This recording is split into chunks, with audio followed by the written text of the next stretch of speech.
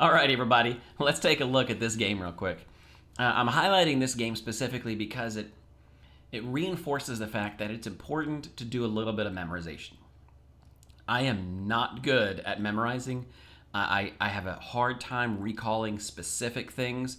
I can't remember games that I played yesterday, right? Let alone try to remember, my history of games. I'm not good at putting a specific set of move order in front of me and memorize that move order. But there are advantages to that. And I think this game demonstrates some of the advantages to that. I'm not going to try to talk about why you should pick a certain opening or which openings are better than others. This is not that video. This video is just about this particular game that I played demonstrates that we all should go out and memorize a few openings. Now, I'm not telling you that you need a full library of all the openings now. Pick like one or two or three openings as we're beginning to get better at chess. Pick one or two or three and memorize a little bit about those openings, and that way you can move into a mid game with a little bit of an advantage, and then you can rely on your tactics and puzzles the mid game to get you to a better end game. And then once we get to the end game, then you're on your own for the end games. You guys know how bad I suck at end games, but I've been playing a lot of Queen's Gambit lately, right? And the variations. So Queen's Gambit accepted, Queen's Gambit declined, and what I call what the Catalan opening, which I kind of lump in with the Queen's Gambit lines. I've learned a little bit about the Roy Lopez. I've learned a little bit about the Italian game. There's a few other little bitty ones that are a few other openings that I've learned a little tiny bit about, mostly just to have a basic idea and understanding of what exists in chess. But the only real openings that I have actually memorized is probably the Queen's Gambit and a little bit of the Italian and a little bit of the Roy Lopez. Those are the only ones I'm really comfortable saying I have some moves memorized. So let's jump into this and we'll see what I'm talking about, all right? So this was kind of fun. I was excited.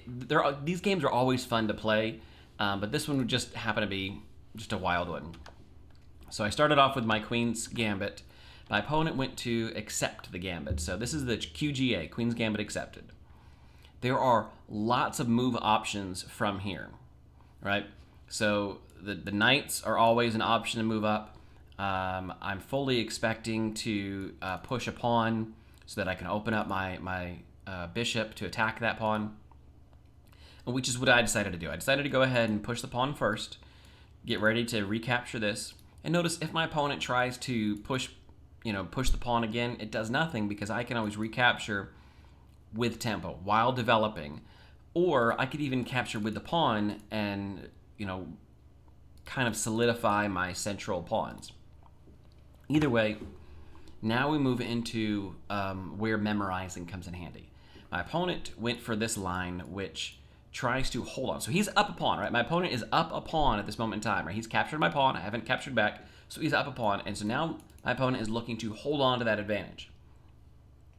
The memorizing comes into play right here because I know, not because of some theory or because of some tactics that I've practiced that I'm spotting, just off pure memorization, I memorize that if my opponent tries to capture or hold on to this, I'm looking at two moves. That's it. That's the entire extent of my theory, is that I've memorized these two moves. And this is important because the idea is that we're going to undermine this structure, and we're going to bring our queen around here to f3 to eye up this long diagonal and potentially that rook sitting there. Now, most likely my opponent can defend this rook by developing his pieces, but notice even if he brings his knight out, my queen hits there with check. So there are ways to defend against this, and I don't know all the different ways that are possible to defend it, but I have memorized these two moves. All right, simple enough. So I go with my first memorized move.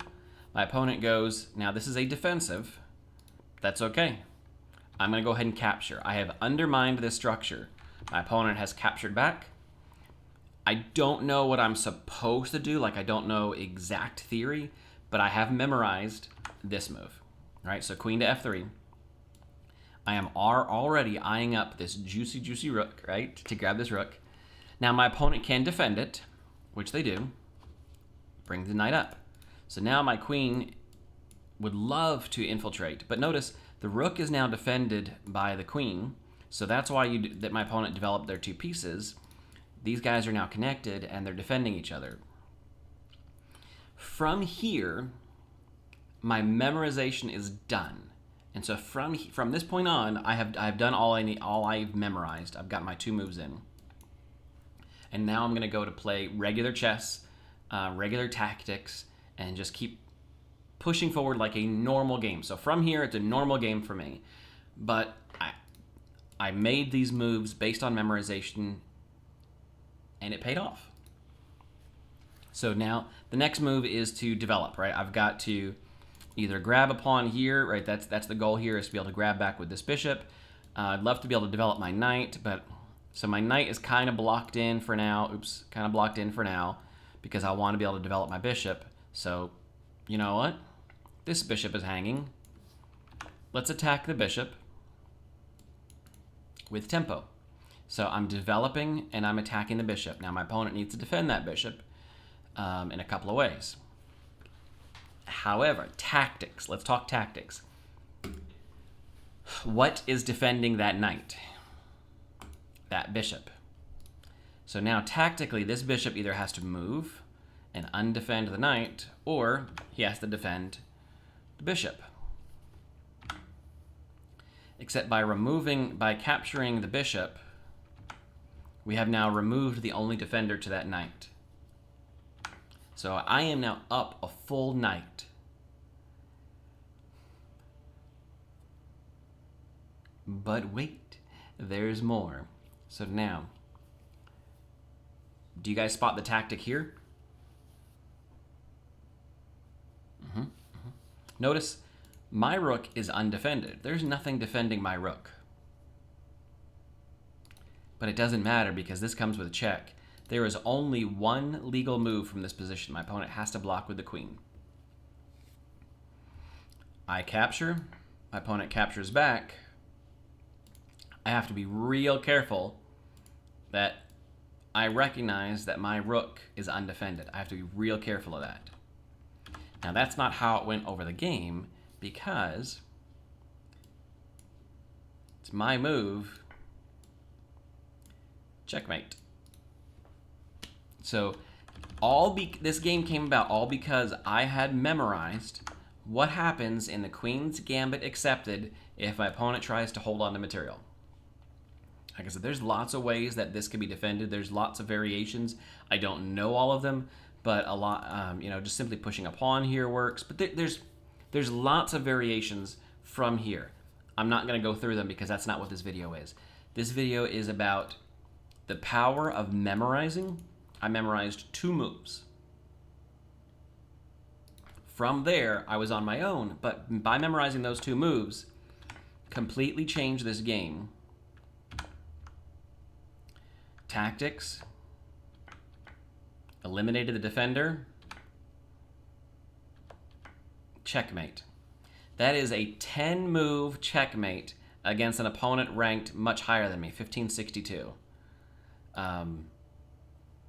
That's a good game for me, right? That's kind of one of the reasons why I wanted to make this video, is I wanted to brag a little bit, right? But it all stemmed from the fact that I did a little bit of memorization at one point in time and memorized that specific, those 2 specific moves. I didn't come up with it. I didn't develop it. It's not my idea. It was somebody else's idea from a long time ago, and I just memorized it. And it paid off big time. Now, will it always pay off? No, right? I don't know if my opponent plays it. Maybe my opponent never plays this. Maybe my opponent never plays the Queen's Gambit. Maybe they've played against people who play different lines. I don't know. There are many ways to defend this. I couldn't tell you what they are, but the fact of it is that I memorized those 2 moves. And notice, even if this didn't work, my queen is defended. There's not a ton of danger right now. I can still get my my bishop developed. I can still try to maybe push this pawn around out of the way so I can maybe trade here. Like, there's still good chess to be played from here. I'm not throwing away the game by memorizing these two moves, but it did turn out that I was able to win a game against a higher rated opponent in record time, for me anyway. So a little 10 move checkmate against a higher rated opponent because I memorized 2 moves. So go forth, pick an opening that you like, something that, you know, there's tons of them, right? Pick an opening that sounds good to you, even if you just like the name, right? The reason I started learning the Italian game was because I just thought it was a neat name, the Italian game. It doesn't matter. Pick any opening that seems cool to you, memorize a few lines, and you guys are probably going to be better at this than I am. I have poor memory retention. It's something I've always struggled with. I don't have good memory recall. But you guys are going to be better at that than I am. So if you memorize just a few lines, you guys are going to be way better at that chess than I ever will be. I will always struggle in the higher tier ranks, but you guys are going to be better at this than I am, which is awesome. And then you'll get to teach me some things. So go out, find a few openings that you like, you know, 2, 3, whatever, you know, just a few. You don't go crazy memorizing 18, trying to memorize a million openings. You'll just confuse yourself. Pick a couple openings, memorize a few of the lines, and you might get lucky to be able to try out one of those. And when it pays off, it'll pay off big. So, all right, guys, that's it. Just a short little video. I hope you have a great day. Bye.